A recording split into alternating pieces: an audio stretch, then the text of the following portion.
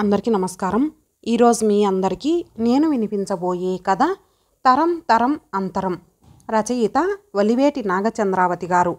ఈ కథ మొదటి భాగం విన్న తర్వాత ఈ రెండవ భాగం వినండి. ఇక కథలోకి వెళితే, మొదట భార్గవని ఆ టెస్టులకి ప్రయత్నం చేయమందామనుకున్నది కుసుమ. కానీ ఆ ఇల్లు పిల్లలతో కాకిగోల. గడియకొకటిగా ఎదురయ్యే సమస్యలు, ఇబ్బందులు, అడ్డంకులు, ఉత్సాహం మీద నీళ్లు చల్లే పెద్దలు. ఆ వాతావరణంలో చదువు అనేది ఎలాంటి వారికైనా ఏం వంటబడుతుంది? అందుకని ఈ బలగాన్నంతా ఇంట్లోంచి పంపించేయటాన్నే తొలిమెట్టుగా పెట్టుకుంది కుసుమ.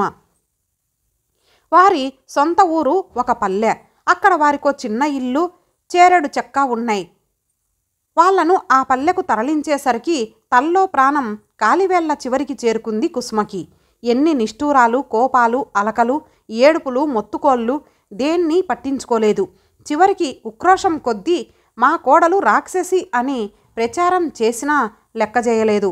లోకంలో ఇంతో అంతో కూడబెట్టి పిల్లలకు ఇవ్వాలనుకునే వాళ్ళని చూశాను గాని, ఇలా కొడుకు కష్టం మీద పొట్ట నింపుకునే వాళ్ళని మిమ్మల్నే చూశాను. ఆస్తులివ్వటం మాట అలా ఉంచండి, పెంచి ప్రయోజకుల్ని చేసే స్తోమత లేకపోయినా ఎడాపెడా కనిపారేశారు. వాళ్ళకి మేము పూచీ పడాలా? ఇదేం న్యాయం? ఇట్లా పోయినా పొడుగుతా మా జీవితం మీ కర్పించేసి కొసకి మీరు చూపిన దారి వెంటే మా పిల్లల మీదే మేము ఆధారపడమా? నేను ఆ పొరపాటు పని చేయదలుచుకోలేదు. మీ దారి మీరు చూసుకోండి అన్న తన అభిప్రాయాన్ని నిష్కర్షగా చెప్పేసి సాగనంపేసింది వాళ్ళను. ముందు భార్గవ కొద్దిగా తప్పు చేసినట్టుగా ఫీల్ అయినా తర్వాత అంచెలంచెలుగా పైకి ఎదిగి వచ్చి డబ్బు సంపాదన, దాంతోపాటు హోదా పెరిగి నలుగురిలోనూ గుర్తింపుకొస్తున్న కొద్దీ నన్ను కన్నవాళ్ళు నా రక్త సంబంధీకులు అనుకుంటూ ఆ సెంటిమెంట్ల నుంచి బయటపడలేక తన వాళ్లను అలా వదిలించుకోకపోయి ఉంటే ఈ ఎదుగుదల ఉండేది కాదన్న నిర్ధారణకు వచ్చాక ఆ అపరాధ భావన, ఆత్మన్యూనతాభావం మెల్లెమెల్లగా వాటంతట అవే తొలగిపోయాయి. తన అభ్యున్నతికి ఓ బాట వేసి ఆ బాటని తన ధీరత్వంతో నిష్కంటకం చేసి తను ఒక్కొక్క మెట్టే పైకెక్కేందుకు ప్రోత్సహించి ఉత్సాహపరచిన కుసుమ అంటే వల్లమాలిన అభిమానం కలిగింది.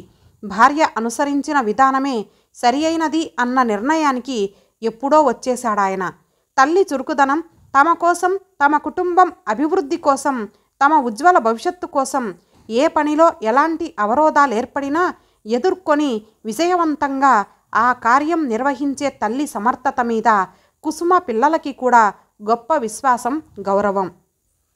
మర్నాడు ఊరి నుంచి వచ్చిన భార్గవకు ఉత్తరం అందించింది కుసుమ మౌనంగా. వెంటనే చదువుకున్న భార్గవ కూడా దాని గురించి అప్పటికేమీ అనలేదు. మరో 2 రోజుల వరకు కూడా అతను ఆ ప్రస్తావనే ఎత్తకపోయేసరికి తండ్రి రాసినట్టుగా తన ప్రమేయం లేకుండా స్వయం నిర్ణయం చేసుకున్నాడా అన్న అనుమానం ఊహామాత్రంగా సోకింది కుసుమకి. కానీ ఆ భయం ఆధారం లేనిదని ఆ రోజే తేలిపోయింది. నాన్నకి జవాబు రాయాలి అన్నాడు భార్గవ ఆ రోజు రాత్రి భోజనాలయ్యాక టీవీ చూస్తూ తాంబూలం ఇస్తున్న భార్యతో.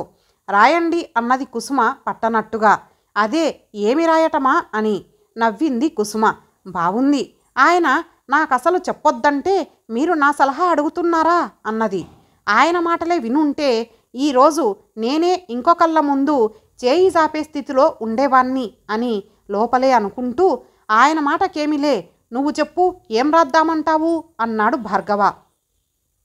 ముందు మీరు ఏమనుకుంటున్నారో చెప్పండి అంది కుసుమ భర్త మనసుని అంచనా వేస్తూ. భార్గవ ఒక్క క్షణం తటపటాయిస్తున్నట్లు ఆగాడు. అదే ఆలోచిస్తున్నాను కుసుమ. లక్ష్మి పెళ్ళికి, సావిత్రి పెళ్ళికి కూడా అడిగినా మనమేమి ఇవ్వలేకపోయాము.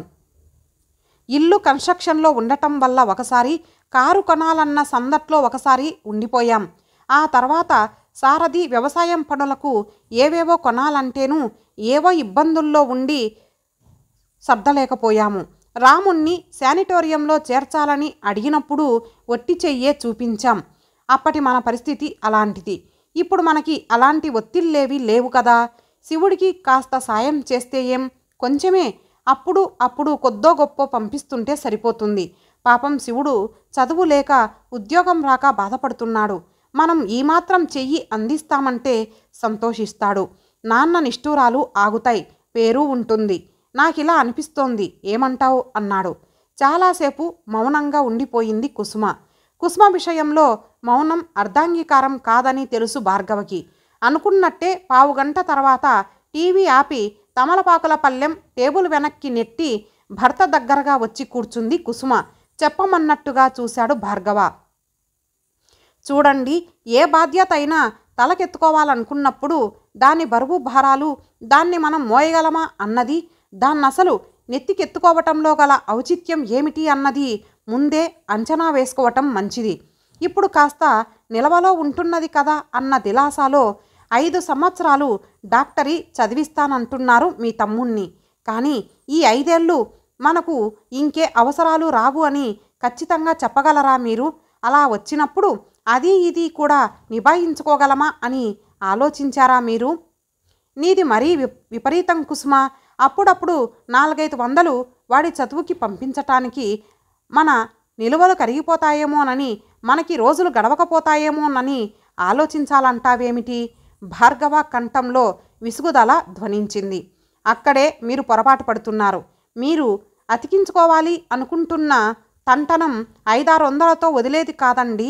మీకు మీ నాన్న తత్వం తెలీదా? వేలు మోపే సంధిస్తే శరీరాన్నంతా చేరవేయగల ఘటికుడాయన. చూస్తూ ఉండండి. మీరిప్పుడు ఊ అన్నారంటే ఈ 5 సంవత్సరాల భారమే కాదు, ఆ తర్వాత ప్రాక్టీస్ కూడా మీ చేతే పెట్టుబడి పెట్టిస్తాడు. నువ్వు భూతద్దంలోంచి చూస్తుంటావు కుసుమ. మనసుకి ఎంత నొప్పి తోచినా అంతకంటే పైకి ప్రదర్శించటం చేత కాదు భార్గవకి.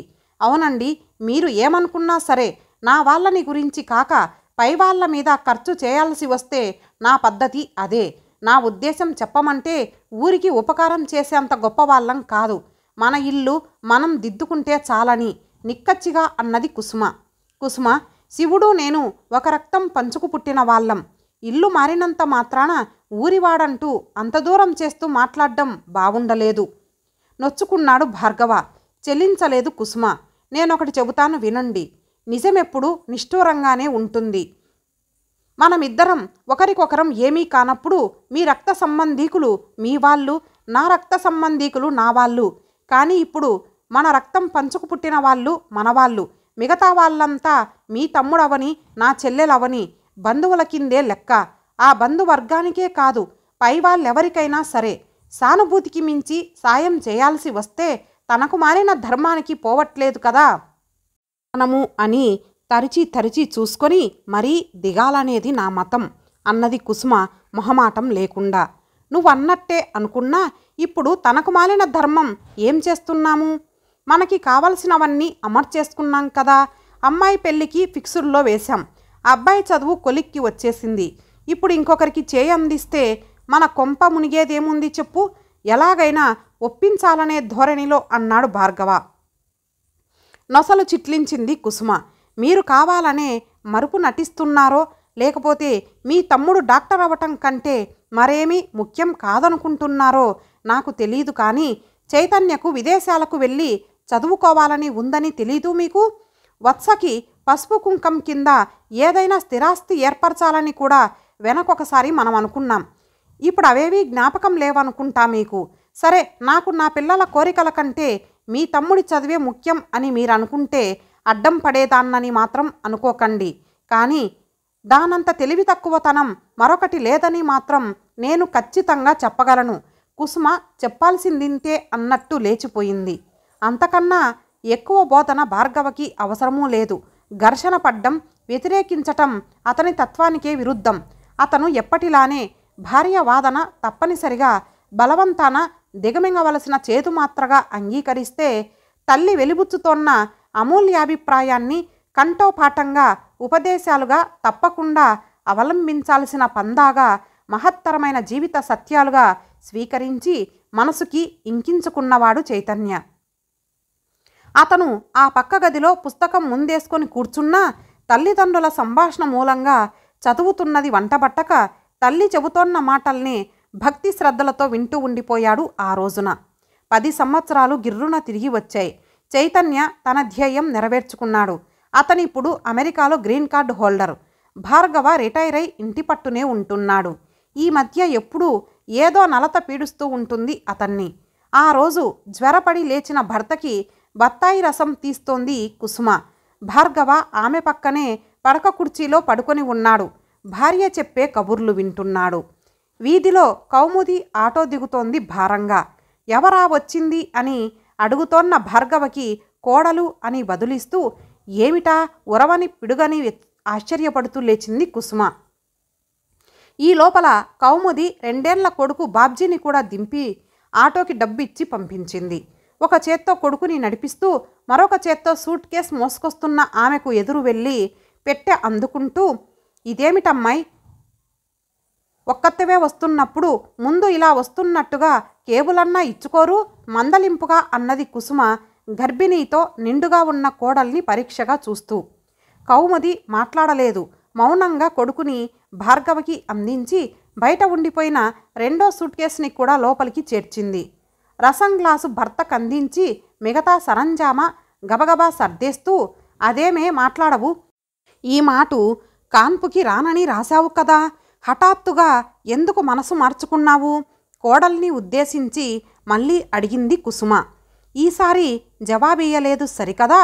చేతుల్లో మొహం దాచుకొని ఏడవసాగింది కౌముది. అమ్మ, చైతన్య హడలిపోయి కలవరపడుతూ అడగబోయారు భార్గవ. వెంటనే మొహం మీద నుంచి చేతులు తీసి ఆయనకే నిక్షేపంలా ఉన్నారు అన్నది కౌముది. దుఃఖంతో ఎరుపెక్కిన కళ్ళు తలుక్కుమంటూ కోపాన్ని విరజిమ్మాయి. ఆ మాటతో కుదుటపడి కళ్ళు పెద్దవి చేసి మరేదో అడగబోతున్న భార్యని వారించాడు. అంత ప్రయాణం చేసి వచ్చింది, తర్వాత మాట్లాడవచ్చు. కుసుమ, అమ్మాయి స్నానం పానం చూడు ముందు అన్నాడు భార్గవ. ఆ పూట గడిచింది. రాత్రి భోజనాలయ్యాక బాబ్జీని నిద్రపుచ్చుతూ మధ్య మధ్య కమ్ముకొస్తున్న దుఃఖోద్వేగాన్ని సంభాళించుకుంటూ చెప్పుకొచ్చింది కౌముది. ఏడాది క్రితం చేస్తోన్న కంపెనీ మారాడట చైతన్య. అప్పట్నుంచి అతను మారాడు. ఒక అమెరికా అమ్మాయి మోజులో పడ్డాడు. మొదటగా ఆ అమ్మాయితో స్నేహానికి ఆమె కంటే ఇతనే ఎక్కువగా వెంపర్లాడాడని కౌముది నమ్మకం. ఆ పరిచయం ముదిరింది. స్నేహాన్ని దాటి ప్రణయానికి దారితీసింది. ఒక బిడ్డ తండ్రయ్యారు. మీకు ఈ పరస్త్రీ వ్యామోహమేమిటి? మిమ్మల్ని నమ్ముకొని ఇంత దూరం వచ్చాను, నన్ను అన్యాయం చెయ్యకండి అని కౌముది ఎంతో ప్రాధేయపడింది. కళ్ళనీళ్లు పెట్టుకుంది. నా వ్యక్తిగత అఫైర్స్కి నువ్వు అడ్డం రానంతకాలం నీకు ఏ లోటు రానివ్వను అన్నాడు చైతన్య. కానీ పరాయి దేశం, ఎవరితోనూ చెప్పుకోను కూడా వీల్లేని పరాయి వాతావరణం, ఏమీ చెయ్యలేని అశక్తత కౌముది తన దుఃఖాన్ని తానే దిగమింగింది. తను కూడా చాటైతే ఇంకా దిగజారిపోతాడేమో, చేయి జారిపోతాడేమో అన్న భయంతోనే 2వ కాన్పుకి ఉండిపోదలచినట్టు ఇండియాకి ఉత్తరం రాసింది. కానీ కౌముది ఉండగానే ఆమె ఉనికినే మరిచి చైతన్య మితిమీరిపోయాడు. ఆమె కళ్ళెదురుగానే ఇద్దరూ కలిసి తాగటం, డ్యాన్స్ అంటూ కింద మీద పడ్డం, పిక్నిక్ అంటూ వెళ్ళిపోయి 2-3 రోజులు ఇంటి ఛాయలకైనా రాకపోవటం సాగించారు. ఇక కౌముది సహించలేకపోయింది. మందలించే వాళ్ళు లేరనే కదా మీరు తాళి కట్టిన దాని ఎదురుగానే ఇంత విజృంభించి తెగబడుతున్నారు. ఇవాళే మీ అమ్మా నాన్నగారికి మీ విషయమంతా తెలియబరుస్తాను, రమ్మని కేబుల్ ఇస్తాను అన్నది బెదిరింపుగా. పెద్దవాళ్ళకి వెరుస్తాడని అనుకున్నది, కానీ ఇది ఇంకా వికటిస్తుందనుకోలేదు కౌముది. ఆ మర్నాడే చైతన్య బలవంతాన కౌముది చేత విడాకుల పత్రాల మీద సంతకం చేయించాడు. కేబుల్ ఇవ్వటం కాదు, స్వయంగా వెళ్ళి చెప్పుకో అని చెప్పి విమానం ఎక్కించి పంపేశాడు ఇండియా. కడుపులో దాచుకునే తల్లిదండ్రులను ఎప్పుడో పోగొట్టుకున్నాను.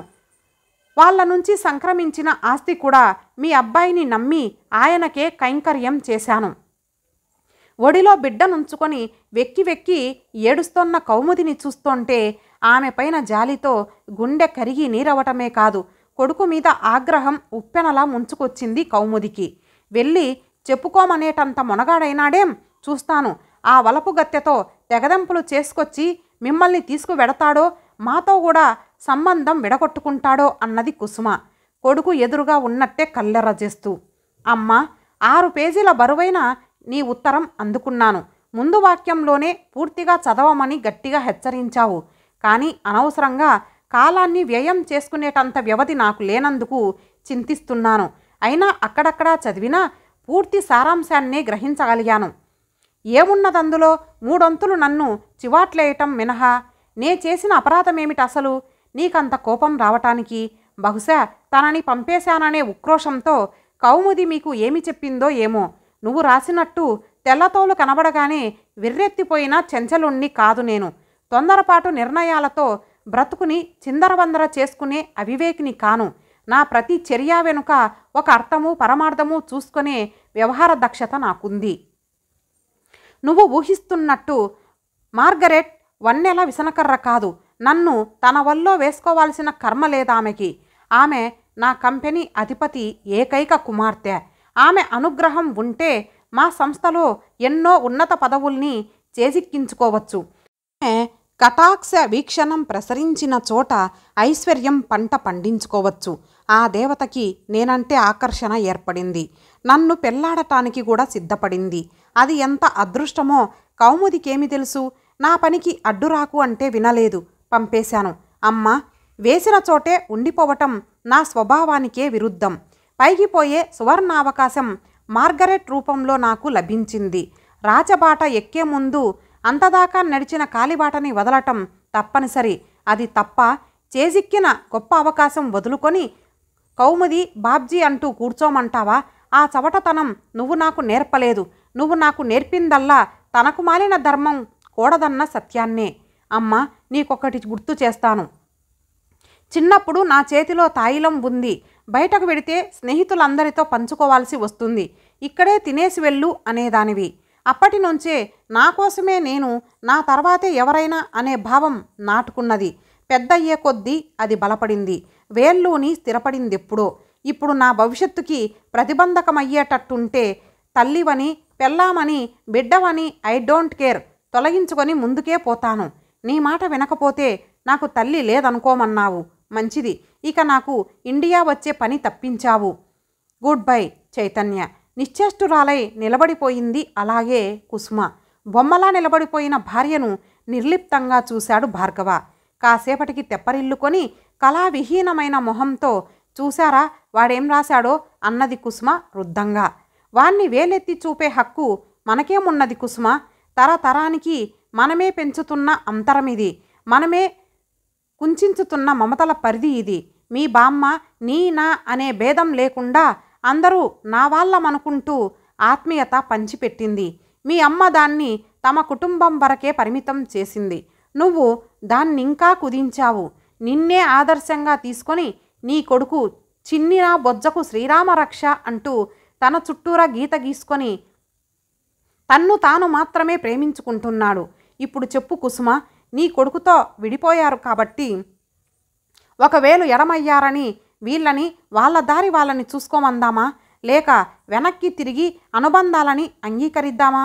కోడలి వంక మనవడి వంక అర్థవంతంగా చూస్తూ అడిగాడు భార్గవ. కన్నీళ్లు తుడుచుకున్నది కుసుమ.